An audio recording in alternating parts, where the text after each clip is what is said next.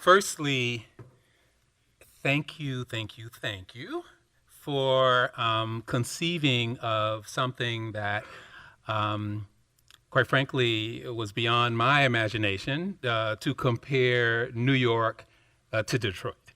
Um, and I can't think of two cities that are more inscribed in our popular imagination than Detroit and New York. And often these two cities really defy comparisons like to any other city, let alone to each other. So that's a stroke of genius.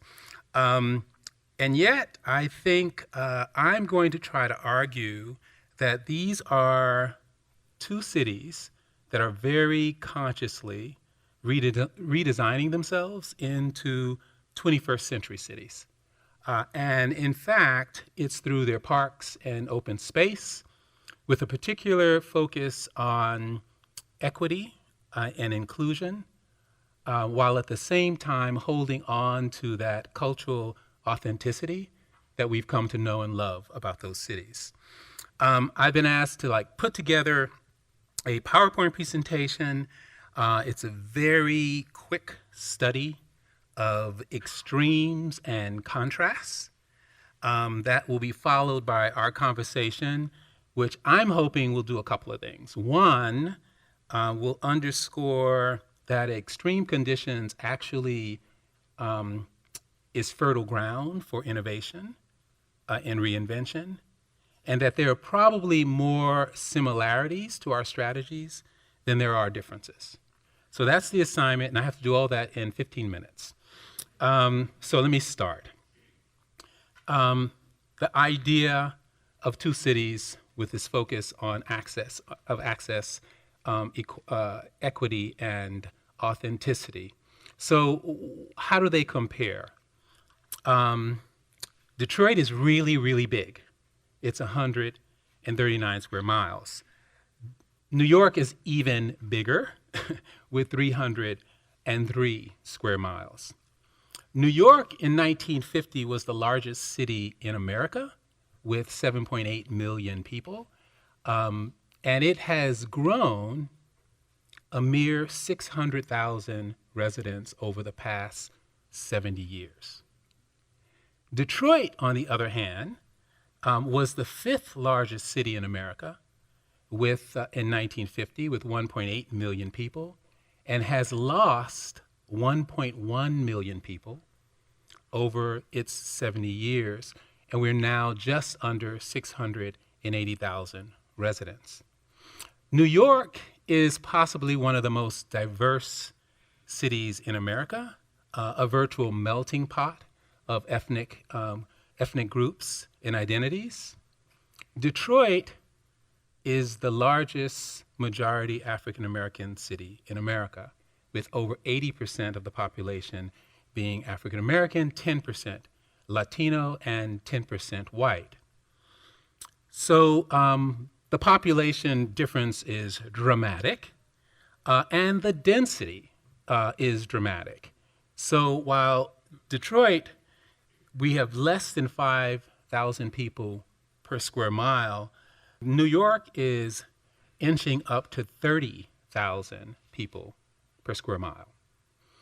New York, the median household income is $50,000 per household, fairly rich by comparison to Detroit, where the median household income is $26,000 per household. So those are some pretty extreme differences. Let's talk about the similarities. During the 1970s, when I was in high school, President Ford told New York City to drop dead, and that there would be no financial bailout for that city that was on the brink of bankruptcy. And Detroit, in 2013, became the largest city in America to go through a municipal bankruptcy. And we're 5 years out of that. Yet, these are two cities that have no identity crisis. New York is a city that knows that it has been the melting pot and cosmopolitan city that welcomed immigrants. Detroit has an extraordinary spirit of Detroit. We both have big green statues that identify our aspirations. New York has one of the most extraordinary urban parks in the world, designed by Olmsted. And you can see it's 840 acres. Detroit has an even bigger Olmsted Park with 982 acres. It's Belle Isle, and it sits in the middle of the Detroit River. In the 20th century, New York commissioned an extraordinary series of parks along the river in Brooklyn. This is Brooklyn Bridge Park by Michael Van Valkenburg. And Detroit just commissioned a 22-acre park by Michael Van Valkenburg, Wilson Centennial Park on the Detroit River. So as you see, there's an aspirational underpinning that makes these cities very, very comparable. So coming up to date, both cities, I think, are case studies for equity. And the work that Mitch Silver has presided over, the idea of achieving equity through parks, coming from a mayor that wanted to see what would happen if you began to invest in parks in those parts of the city that have had the least investment in parks over 2 decades. So all of the orange dots you see here are parks that have received less than $250,000 of investment over the past 20 years. And so while there are many, many dots here, and New York can boast a walkable distance from your house to a neighborhood park, just to underscore the point, that park might look like this. So is proximity to a park really evidence of equity and access? Through the work of their framework, that park now is destined to look like this, with significant capital investment. Or a park like Grand Avenue Playground that used to look like this, now looks like that. Or Imagination Playground in Washington Heights, before and as it's imagined afterwards. And what about the issue of accessibility? The image before at Saywood Park, literally the open space is fenced off. And in the image afterwards, the park extending to the sidewalk, and the sidewalk becoming an extension of the park. Or how do you take parks and infuse them with an authenticity, a kind of cultural flair, and this extraordinary reinterpretation of a full court basketball court as a canvas for play? And so in Detroit, how do we interpret this question of equity, right? Well, there are some significant differences. In Detroit, over 24 square miles of the city is vacant land under a single land authority.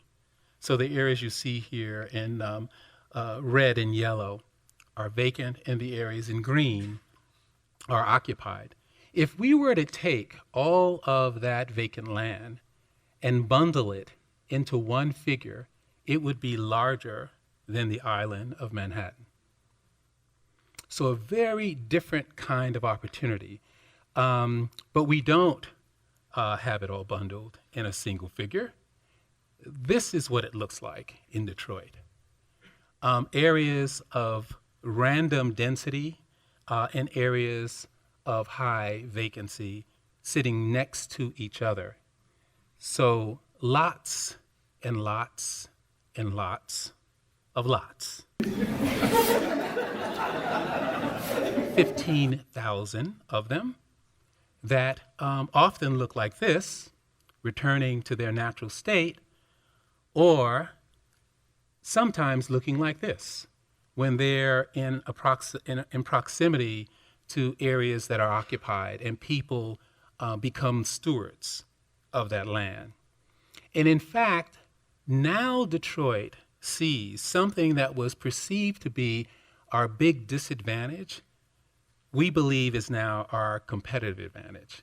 Because over decades, residents have taken responsibility and have become the stewards of that land, like Miss McClinton, who would jump on her power lawnmower and mow the rest of her block. And imagine, if you can, a city that would be able to pair the higher density, stable parts of the city with this new land asset, reinterpreted as productive land that assist in the quality of life and literally connects neighborhoods to each other.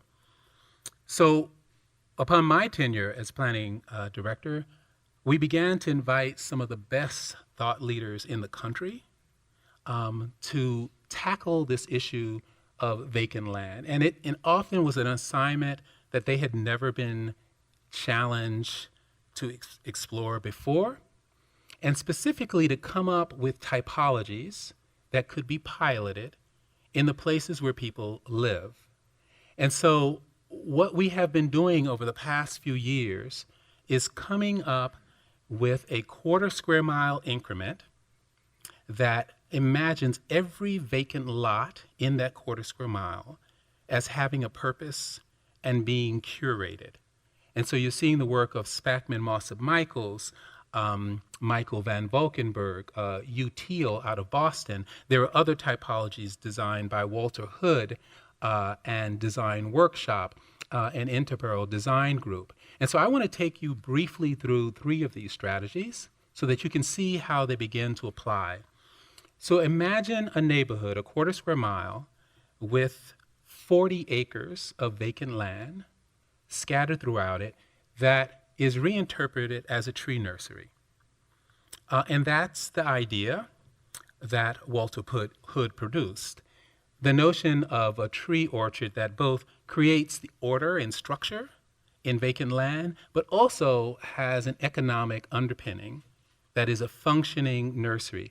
How would you do that? To wed a tree nursery that in its center might have a public space and a playfield that invites you to move through it. So it blurs that distinction between private and public land. And it plays itself out not in a park, but on a vacant lot. And so the lot looks like this. With the nursery installed, it would look like this. So we're currently piloting this idea.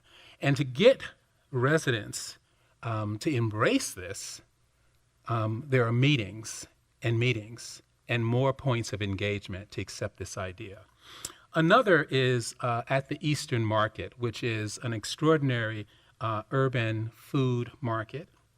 Michael Van Valkenburg imagined a plan that would expand the food processing area into an area that was formerly residential and now vacant, and came up with a strategy of half-mile long linear gardens with an 8-block area that would be a stormwater garden. And here is the typical lot that it would play itself out in, and this is what it would look like once it's executed. Or along alleys, the idea of stormwater leaving the roofs of the industrial buildings and being channeled into these half-mile long gardens. Once again, the depth of community engagement and education is fairly intense. Another model, which is the one that is furthest along, was the first one, is a quarter square mile of the Fitzgerald, and we call it Homes and Gardens. And this idea of going into a neighborhood with 20 acres, over 400 vacant parcels, and to give a purpose to every one of them is the foundation of the strategy. But not only that, every house to be renovated in that quarter square mile brings along with it a vacant parcel. So there are 100 vacant houses that will be rehabbed, and we tied the economics of the housing rehab to the lot next door. And so for every house that is rehabbed, a flowering meadow garden is installed in conjunction with that house. At the center of this neighborhood is about 2.5 acres, about 28 vacant lots that have been cleared. And the challenge here was, could we turn the random vacant lots in the center of a neighborhood into a park, into an authentic park across streets and across alleys? And so this assignment of MOSSUP talks about recreational activity, passive recreation activity, a greenway that passes through it. And we inaugurated this park this past June with the super graphics on the street, with one-of-a-kind playscapes for young people and full court basketball for older young people. And this was our attempt to see if we could take just the advantage that we felt we had, this vacant land in a neighborhood, and create a place of socioeconomic mixing. And you're seeing one of the big neighborhood parties that was held at Ella Fitzgerald Park. But this project took about 28 meetings, about 50 points of encounter, and it involves a workforce. The gentlemen you see there install the park, they maintain the park, and they earn a living wage. So we believe strongly that neighborhood typology is the big advantage that we have in reinventing what a neighborhood is. But there's also those regional assets, the one-of-a-kind assets along the Detroit River, and how you make something out of, again, an enormous amount of vacant land.